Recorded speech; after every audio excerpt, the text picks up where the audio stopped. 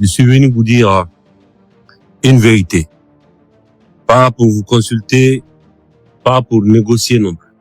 Vous dire une vérité d'État, celle que le peuple guinéen attendait depuis trop longtemps et que mon serment m'oblige à tenir. Quand j'ai pris mes responsabilités, moi et mes frères d'armes à la tête de ce pays, j'ai fait une promesse, non pas à des institutions, non pas à des partenaires étrangers. J'ai fait une promesse au peuple souverain de Guinée, à cette femme de Sigiri qui vit dans la poussière d'or de son propre sous-sol, à ce jeune homme de Kerouani qui regarde des camions chargés passer devant lui chaque matin sans que sa vie n'en soit changée. Pendant des décennies, la Guinée a été une des terres les plus riches d'Afrique. Et pourtant, malheureusement, elle a figuré sur la liste des nations les plus pauvres du monde.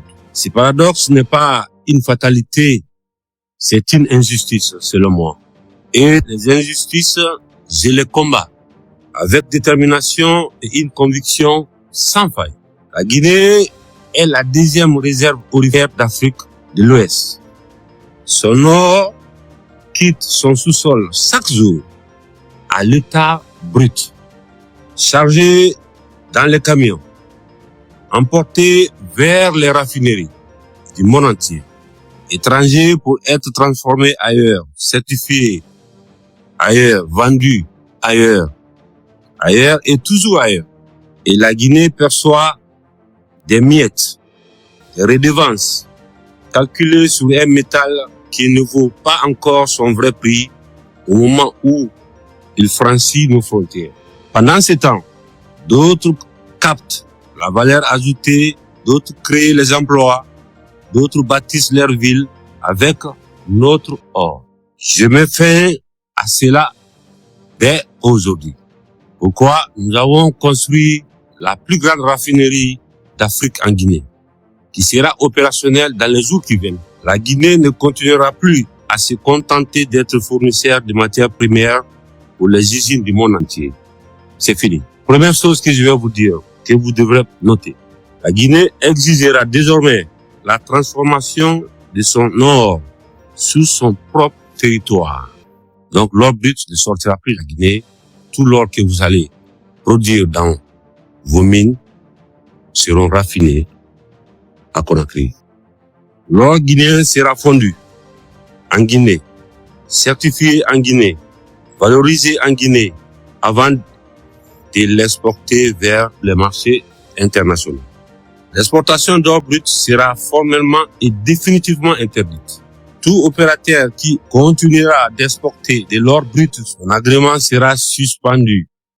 Sa convention minière résiliée. Il répondra de ses actes devant la justice guinéenne sans exception, sans négociation, sans retour en arrière. Je ne suis pas contre l'investissement étranger. La Guinée a besoin de partenaires sérieux. Regardez ce que nous bâtissons à Simandou. Regardez ce que nous développons à Bofa et à Boké. Ce pays a changé et je tiens à rappeler qu'une conscience nationale éveillée ne se négocie pas à la table des intérêts particuliers. En aucun cas.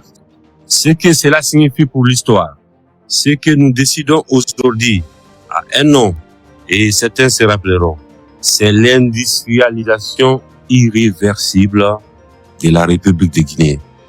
Parce que nos enfants en hériteront comme d'un droit conquis, non d'une faveur accordée. Irréversible parce que Simandou 2040 n'est pas un programme parmi d'autres. C'est le pacte que j'ai conclu avec ce peuple qui m'a élu, celui de transformer pour toujours la place de la Guinée dans l'économie mondiale. Irréversible parce que le monde entier doit comprendre que l'Afrique ne se contentera plus d'exporter sa pauvreté sous forme de richesse brute. La femme de Sigiri mérite mieux que son or serve à construire des écoles, hôpitaux, des routes guinéennes. Le jeune de Kerouani mérite un emploi dans une usine guinéenne.